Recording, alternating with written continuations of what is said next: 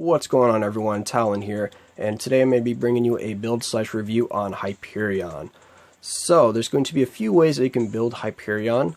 I have chosen to build Hyperion towards a dodge set. That was just my preference and seems to fit my playstyle pretty well. Just how I play, dodge seems to favor me. So let's go ahead and take a look at his obelisk, because that's going to determine how you build him, basically. So my obelisk is a dodge obelisk, so no surprise there. The most popular option and other build that you can do for Hyperion is going to be recovery rate. So you would have a recovery rate obelisk here. Ideally, what I've been trying to do is get recovery rate as the second option on this obelisk, so I have dodge and recovery rate, which would change around how I have my gear right now. So let's go ahead and take a look at the gear. So we have energy attack or all attack for his first gear. For the second gear, all defense, nothing too different there. And then we're going to have dodge here. So this is the gear that's going to be changed around depending on your obelisk. So right now I have dodge because I've focused more on dodge, but if you have a recovery rate obelisk, you want either recovery rate or HP here. HP would probably be my choice, and HP is going to be what I use once I get recovery rate on the obelisk. I'm going to switch out all of these dodge for HP. And then over here I have defense penetration for the last gear. That seems to be a really good option for Hyperion, especially since he does have skill cooldown built into his gear. Which one is it? Yeah, into his gear 3 right here. So he does have skill cooldown naturally. So you don't necessarily need the extra skill cooldown that you would normally put on this gear. So I switched to defense penetration instead of this skill cooldown. If you are still lacking for skill cooldown, then definitely put skill cooldown here, because it will help you more than defense penetration. And another good option, if you have good skill cooldown but don't particularly want to go with defense penetration, is actually attack speed for Hyperion. Attack speed seems to benefit him quite a bit because he does have really slow attacks. So that's going to be his gear, and what I think you should probably put on your gear based on your obelisk. And now we're going to go ahead and take a look at his skills. So the first skill that you're going to want to work on right away is going to be Sun God. That's the skill that you want to get to level 6 as soon as you can, because it is his healing skill. And you get 20% recovery when you're at level 6, which is really good. And then your next skill that you're going to look at is going to be Atomic Vision. That's going to be your main damaging skill, and it does apply a stun as well. So that's going to be your damage dealer. And then over here for Solar Flare is your next skill that you're going to be using a lot, because it allows him to fly around the screen, so you avoid damage that way. So it's a really good way to get out of tricky situations.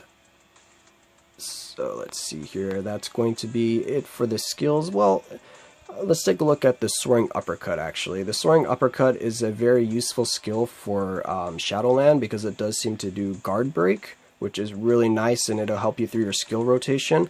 A lot of times I find myself doing the Atomic Vision, because it does have that little bit of stun. So once you get Atomic Vision off, you get a good amount of damage from that, and then I jump right into Solar Flare so that the enemy can't target me, and then I go right into the Soaring Uppercut to do a guard break so that it kind of stuns him a little bit, so I have my other skills recovering faster, so I can use them right away and not get hit. So that's going to be skills. And then for the ISO 8 set, I have Smart Raccoon on him right now, but that was just kind of the first one that I rolled, and I kind of just left it there. And because I don't get skill cooldown bonuses from my alliance for Shadowland or World Bosses, I kind of just left it there because it does seem to help him a little bit. But for Hyperion, ideally you should have a attack ISO. Any attack ISO on him would definitely be the preferred ISO. I don't think you would get as much benefit out of any of the other ISOs as you would the attack ones. So that's going to be a look at his gear, ISO, and skills. Oh, thank you for the Dimension Rift. I cannot say that name. And now we're going to go ahead and move on to story missions and just see how he plays. Okay, so here we are at story mission 10-8. We're going to go ahead and bring him in here and just see how he does.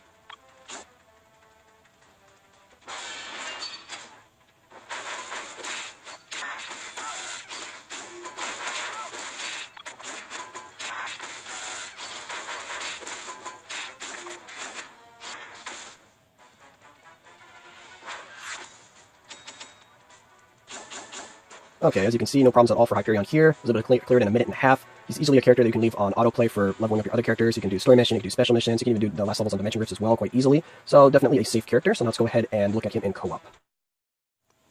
Okay, so here we are in co-op. Let's go ahead and just do a quick match real fast in co-op. Thanks for the Dimension Rift, Cannibal.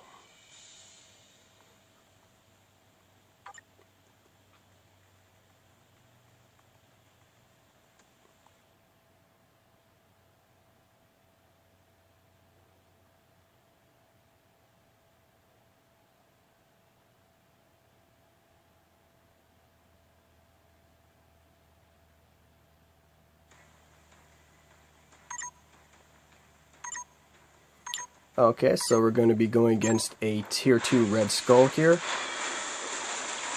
So let's just go ahead and see how Hyperion does. I'm just going to leave him on autoplay, so I'm pretty much going to let him do everything on his own.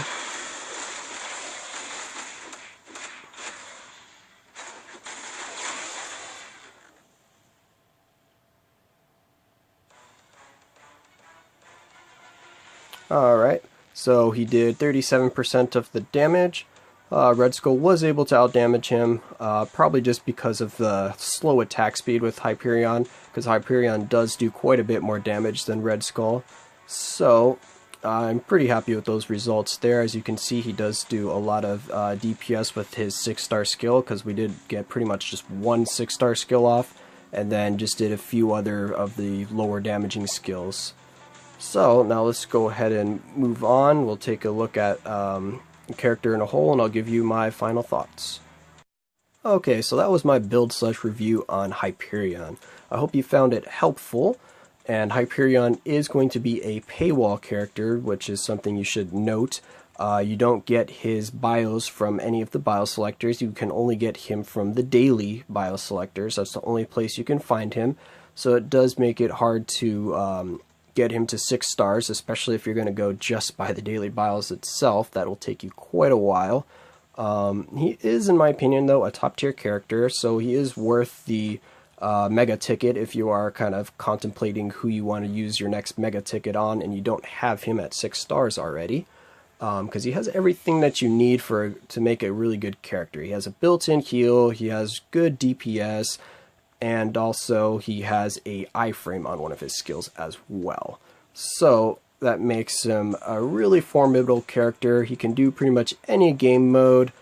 He has a good leadership as well, the 24% all attack, which can come in handy, especially in Shadowland if you're running out of characters with a damage leadership.